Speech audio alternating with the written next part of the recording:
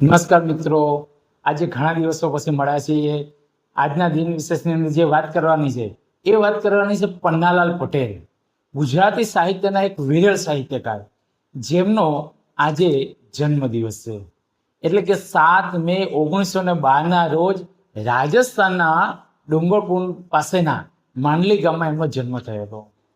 તેમણે 8 ધોરણ સુધીનો અભ્યાસ મેળવેલો હતો અને કૌટુંબિક પરિસ્થિતિ એની વિટંબણાઓના કારણે તેમને નાની ઉંમરે ઘણી મુશ્કેલીઓ અનુભવી હતી, જેના કારણે થઈ અને તેઓ નાની ઉંમરમાં કારખાને કામ કરવા ગયા હતા અને એના ઘણો જીવન સંઘર્ષમય રહ્યું.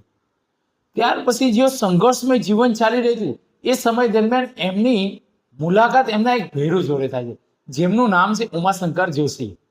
અને ઉમાશંકર જોશી જોડે એમની જે મુલાકાત થાય છે અને એના કારણે એમના ભીતરની જે સુષુપ્ત શક્તિઓ હતો એ એકદમ જાગી જાય છે અને એના કારણે એમના જે સર્જન છે એ સર્જનની સરવાણી વહેવા લાગે છે અને એમના સર્જનમાં પછી નવા નવા સર્જનો ઉમેરે. અને એમાં વાત કરીએ તો કે માનવીની ભવાઈ, મળેલા જીવ, વરામણા જેવી ઉત્તમ સાહિત્ય કૃતિઓનું એમને સર્જન કર્યું. 50 વર્ષમાં તેમણે 185 જેટલી સાહિત્ય કૃતિઓનું નિર્માણ કર્યું છે. આ કઈ નાની અમથી વાત નથી, કારણ કે 185 કૃતિઓ અને એ પણ કેવી અદ્ભુત તમામ, જેમાં 61 જેટલી નવલકથાઓ છે.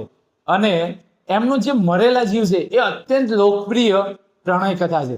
અને હું માનું છું ત્યાં સુધી અત્યારે દરેક વ્યક્તિ મરેલા જીવ તો વાંચેલી હશે, અને ના વાંચેલી હોય તો નજીકની લાઇબ્રેરીમાં જઈને એ વાંચી લેવી, કારણ કે એક વખત તો અચૂક વાંચવી.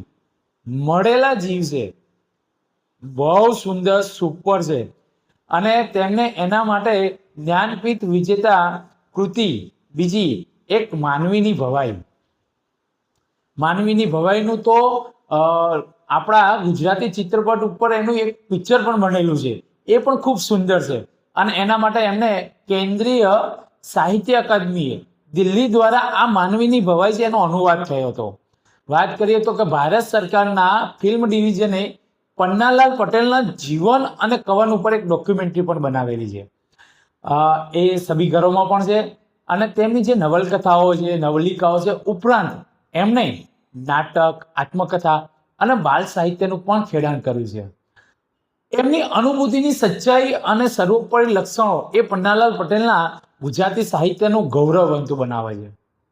તેમણે 1950ની અંદર રણજીતરામ સુવર્ણચંદ્રક એવોર્ડ પ્રાપ્ત થયો અને 1985માં જ્ઞાનપીઠ એવોર્ડ એનાયત થયો હતો. આવા હતા પન્નાલાલ પટેલ.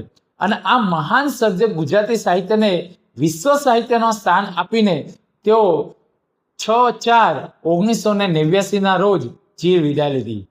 સાવ ઓછું ભણેલા, પણ પન્નાલાલ પટેલની જે સર્જન શક્તિ હતી એ સાથે જ સાહિત્ય જગતનો એક ચમત્કાર હતો. આપણે સૌએ આ પન્નાલાલ પટેલની જે મેં 4 કૃતિઓની વાત કરી, મળેલા જીવ, માનવીની ભવાઈ, વરાવણા, આ કૃતિઓ વાંચવી જોઈએ અને આપણા જીવનની અંદર ખૂબ જ ઉપયોગી થાય અને રસપ્રદ લાગે અને વાંચનનો તમારો શોખ પણ વધશે.